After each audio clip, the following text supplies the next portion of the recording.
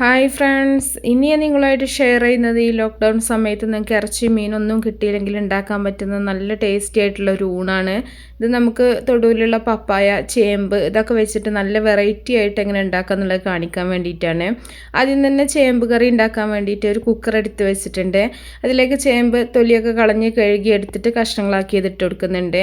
ഇനി ഒരു ചെറിയ സവാള, അതുപോലെ ഒരു തക്കാളി, കുറച്ച് പച്ചമുളക് അരിഞ്ഞതും കൂടെ നമുക്കിതിലേക്ക് ഇട്ട് കൊടുക്കാം. ഇനി കുറച്ച് കൂടുതലായിട്ട് വെളുത്തുള്ളി കേട്ടോ, വെളുത്തുള്ളി അല്ലി ഒരു 5-6 അല്ലി ഒന്ന് കീറിയിട്ട് അതും കൂടെ നമുക്ക് ചേർത്ത് കൊടുക്കുക. അപ്പോൾ ഗ്യാസിൻ്റെ പ്രോബ്ലം ഒക്കെ ഉണ്ടെന്നുണ്ടെങ്കിൽ അങ്ങോട്ട് മാറി കിട്ടിക്കോളും. ഇനി അതുപോലെ തന്നെ ഒരു 1/2 ടീസ്പൂൺ ഉലുവ ചേർക്കുന്നുണ്ട്. പൊടിക്കാതെ ഉലുവ മുഴുവനായിട്ട് തന്നെയാണ് ചേർത്തിട്ടുള്ളത്.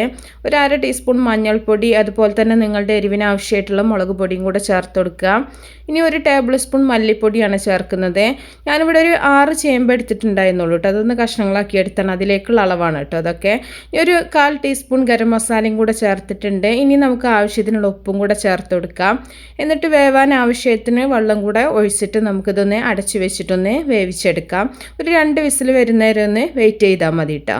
അപ്പോൾ നല്ലപോലെ ഒന്ന് മിക്സ് ചെയ്തിട്ട് നമുക്കിതൊന്ന് അടച്ചു വെച്ചിട്ട് വേവിച്ചെടുക്കാം. അപ്പോൾ ഒരുപാട് വെന്തുടയേണ്ട ആവശ്യമില്ല, എന്നാൽ ചേമ്പ് നന്നായിട്ട് വേവും വേണം. അപ്പോൾ നന്നായിട്ട് വെന്തിട്ടുണ്ട്. നമുക്ക് പ്രഷറൊക്കെ പോയതിന് ശേഷം കുക്കർ തുറന്നിട്ട് നമുക്കിതൊന്ന് ചെറിയ ഉള്ളി, കറിവേപ്പിലയും കൂടെ വെളിച്ചെണ്ണയിലൊന്ന് താളിച്ചിട്ട് ഇതിലേക്ക് ഒഴിച്ചു കൊടുക്കാം. അപ്പോൾ നല്ല ടേസ്റ്റി ആയിട്ടുള്ള ഇറച്ചിക്കറിയുടെ ടേസ്റ്റിലുള്ള ഒരു ചേമ്പ് കറിയാണ് കേട്ടോ അത്. ശരിക്കും പറഞ്ഞാൽ നമുക്ക് ബീഫ് കറിയുടെ ആ ഒരു ടേസ്റ്റ് കിട്ടുന്ന നല്ലൊരു കറിയാണ്. അപ്പോൾ നിങ്ങൾ ഇറച്ചി മീൻ കിട്ടാത്ത സമയത്തൊക്കെ ഇതുപോലെ ഒരു കറി ഉണ്ടാക്കിയിട്ടുണ്ടെങ്കിൽ ചോറിൻ്റെ കൂടെ നിങ്ങൾക്ക് സൂപ്പറായിട്ട് കഴിക്കാൻ പറ്റും. ഇനി നമ്മൾ കാണിക്കുന്നത് പപ്പായ വെച്ചിട്ടൊരു തോരനാണ്. അപ്പോൾ പപ്പായ ആദ്യം എടുത്തിട്ട് ഇതുപോലെ കത്തി വെച്ചിട്ടൊന്ന് കുത്തി കൊടുക്കുക. അതിൻ്റെ ആ കറിയൊക്കെ ഒന്ന് പോയി കിട്ടാൻ വേണ്ടിയിട്ടാണ് കേട്ടോ. അപ്പോൾ കുറച്ച് സമയം ഇതുപോലെ ഒന്ന് കുത്തി വെച്ചതിന് ശേഷം കഴുകി എടുത്തിട്ട് നമുക്ക് തൊലിയൊക്കെ കളഞ്ഞെടുത്താൽ മതി. നല്ല കറിയൊക്കെ ആ കറിയുടെ ആ ഒരു ടേസ്റ്റൊന്നും പിന്നെ പപ്പായക്ക് ഉണ്ടാവില്ല. കറ നല്ലതാണെങ്കിലും പക്ഷെ നമുക്ക് തോരനൊക്കെ വെക്കുമ്പോൾ കറിയുടെ ആ ഒരു ടേസ്റ്റ് അത്രയും ഒരു സുഖം കിട്ടൂല കേട്ടോ. അതുകൊണ്ട് തന്നെ ഈ കറ നന്നായിട്ട് നിങ്ങൾ ഇതുപോലെ കുത്തി വെച്ചിട്ട് തന്നെ കഴുകിയിട്ട് തൊലി കളഞ്ഞിട്ടെടുക്കുക. കുരുവും തൊലിയൊക്കെ മാറ്റിയതിന് ശേഷം നമുക്കിതുപോലൊരു ഗ്രേറ്ററിൽ വെച്ചിട്ട് നല്ല പോലെ ഒന്ന് ഗ്രേറ്റ് ചെയ്തെടുക്കാം. അപ്പോൾ അത് നമുക്ക് നല്ലൊരു ക്യാബേജ് തോരൻ്റെ ആ ഒരു ഇതുപോലെ കിട്ടും കേട്ടോ. നല്ല പോലെ ഒന്ന് ഗ്രേറ്റ് ചെയ്ത് വെച്ചതിന് ശേഷം നമ്മൾ ഇതിലേക്ക് തേങ്ങ, പച്ചമുളക്, ചെറിയ ഉള്ളിയും കൂടെ നന്നായിട്ടൊന്ന് ചതച്ചിട്ട് ഇതിലേക്ക് ചേർത്ത് കൊടുക്കുന്നുണ്ട്. തേങ്ങക്ക് പ്രത്യേകിച്ച് അളവൊന്നുമില്ല. അപ്പോൾ കൂടുതലായിട്ട് തേങ്ങ വേണമെന്നുണ്ടെങ്കിൽ തേങ്ങ നിങ്ങൾക്ക് ചേർത്ത് കൊടുക്കാം. ഇനി തേങ്ങ കിട്ടാൻ ബുദ്ധിമുട്ടുള്ളവരുണ്ട് എന്നുണ്ടെങ്കിൽ തേങ്ങ ഇല്ലാണ്ട് നിങ്ങൾക്ക് കടുകും മുളകൊക്കെ ഇട്ടിട്ട് ഒന്ന് വേവിച്ചെടുത്താൽ മതി കേട്ടോ. അപ്പോൾ ഇതിലേക്ക് ആവശ്യത്തിന് ഉപ്പും കൂടെ ചേർത്തിട്ട് നമുക്ക് നല്ലപോലെ ഒന്ന് മിക്സ് ചെയ്തെടുക്കാം. അപ്പോൾ ഉപ്പൊക്കെ നിങ്ങൾക്ക് കുറേശ്ശെ ചേർത്തിട്ട് നോക്കിയിട്ട് വേണമെങ്കിൽ വീണ്ടും നമുക്ക് ചേർത്ത് കൊടുക്കാം കേട്ടോ. ഉണ്ടാക്കുന്ന സമയത്ത് വേണമെങ്കിൽ ചേർത്ത് കൊടുക്കാം. ഉപ്പിൻ്റെ അളവ് പറയാത്തതിൻ്റെ കാരണം പലർക്കും പല രീതിയിലായിരിക്കും ഉപ്പ്, അതുകൊണ്ടാണ്. അപ്പോൾ നിങ്ങൾ നോക്കിയിട്ട് നിങ്ങളുടെ ഇഷ്ടത്തിനനുസരിച്ചിട്ട് ഉപ്പ് ചേർത്ത് കൊടുക്കുക. അപ്പോൾ നന്നായിട്ട് മിക്സ് ചെയ്തതിന് ശേഷം നമുക്കൊരു ചീനച്ചട്ടി അടുപ്പത്ത് വെച്ചിട്ട് കുറച്ച് വെളിച്ചെണ്ണ ഒഴിച്ച് കൊടുക്കുക. വളരെ കുറച്ച് മതി കേട്ടോ, കടുകൊന്ന് പൊട്ടിക്കാൻ വേണ്ടി മാത്രം. ഒരുപാട് വെളിച്ചെണ്ണേൻ്റെ ആവശ്യമൊന്നുമില്ല. ഇനി ഇതിലേക്ക് ഒരു 1/2 ടീസ്പൂൺ കടുക് ഇട്ടിട്ട് നമുക്കൊന്ന് കടുക് പൊട്ടിയതിന് ശേഷം കുറച്ച് കറിവേപ്പിലയും കൂടെ ഇട്ടിട്ട് നമുക്ക് ഈ ഒരു മിക്സ് ചെയ്ത് വെച്ചിട്ടുള്ള പപ്പായയുടെ ഈ ഒരു മിക്സ് ഇതിലേക്ക് ഇട്ട് കൊടുക്കാം. അപ്പോൾ ഇതിൻ്റെ കൂടെ ഉണക്കമുളക് വേണമെങ്കിലും നിങ്ങൾക്ക് ഇട്ട് കൊടുക്കാം കേട്ടോ. ഞാനിവിടെ ഉണക്കമുളകൊന്നും ചേർക്കണില്ല. നിങ്ങൾക്ക് വീട്ടിൽ ചെയ്യുന്ന സമയത്ത് ഉണക്കമുളകും കൂടെ ഇതിൻ്റെ കൂടെ ഒന്ന് പൊട്ടിച്ചെടുക്കാം. ഇനി നമുക്ക് പപ്പായയുടെ ആ ഒരു മിക്സ് ഇതിലേക്ക് ഇട്ടിട്ടുണ്ട്.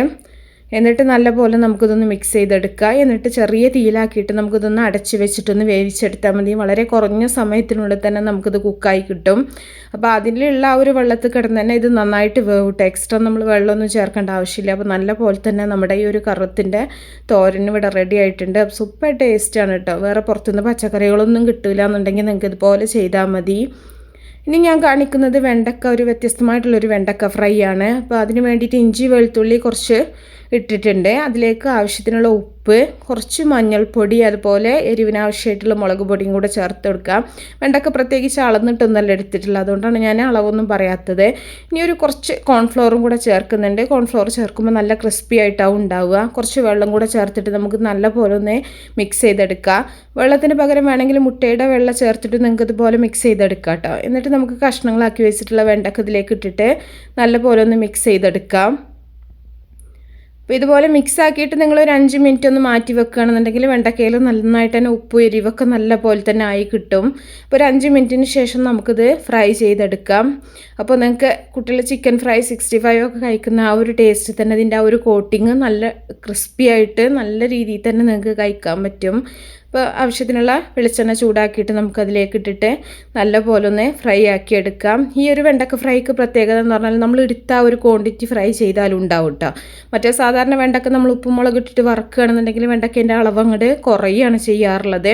ഇതിലേക്ക് കുറച്ച് കറിവേപ്പിലയും കൂടി ഇട്ടിട്ട് നമുക്ക് നല്ല രീതിയിലൊന്ന് പൊരിച്ചെടുക്കാം. അപ്പോൾ വളരെ കുറച്ച് വെണ്ടക്കുള്ള സമയത്തൊക്കെ ഇതുപോലെ ചെയ്യുകയാണെന്നുണ്ടെങ്കിൽ അത്രയും വെണ്ടക്ക തന്നെ ഉണ്ടാവും കേട്ടോ. ക്വാണ്ടിറ്റി അങ്ങോട്ട് ഒതുങ്ങി പോവില്ല. അപ്പോൾ നല്ല രീതിയിൽ തന്നെ നമുക്ക് ചോറ് കഴിക്കാനും നല്ല ബീഫ് കറിയുടെ ടേസ്റ്റുള്ള ഒരു ചേമ്പ് കറി ഉണ്ട്. അതുപോലെ തന്നെ നല്ല ടേസ്റ്റി ആയിട്ടുള്ള ക്യാബേജ് തോരൻ, ക്യാബേജ് അല്ല കേട്ടോ, കറുത്ത് വെച്ചിട്ടുള്ള ഒരു തോരനാണ്. അതുപോലെ നമ്മുടെ വെണ്ടക്കൻ്റെ ഫ്രൈ. ഇനി വേണമെന്നുണ്ടെങ്കിൽ കുറച്ച് അച്ചാറും കൂടെ ഉണ്ടെങ്കിൽ നമുക്ക് സൂപ്പറായിട്ട് ചോറ് കഴിക്കാൻ പറ്റും.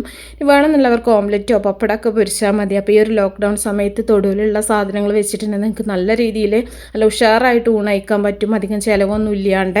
അപ്പോൾ എല്ലാവരും ഒന്ന് ട്രൈ ചെയ്തൊക്കെ ഇഷ്ടപ്പെട്ടാൽ ലൈക്ക് ചെയ്യുക, അതുപോലെ ഷെയർ ചെയ്യാം. അപ്പോൾ നല്ല റെസിപ്പികളൊക്കെ ആയിട്ട് നമുക്ക് അടുത്തൊരു വീഡിയോയിൽ കാണാം.